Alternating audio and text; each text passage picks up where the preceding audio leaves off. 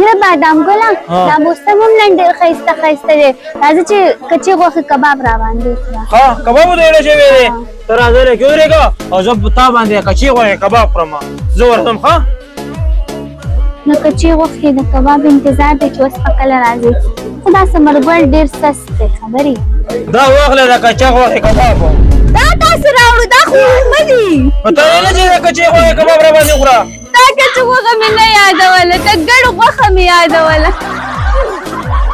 بادام ګله د کچې غوښې دا مطلب نه د کچې غوښې مطلب د ګډو غوښه دا خو تا په ما پسې کچه کیمه راوړه اومه کیمه دې راپسې راوړه ما خو هغه ته ویل چې کچه کباب راکړه غاله کچه کباب راکړو یاره بادام ګله زوړ شوې که نه خو عقل درکې رانغې عقل که خرڅېدی ما به تا له اخیستی و زه مړه دا ته وخوره والم زه نه لاړم دا ته وخوره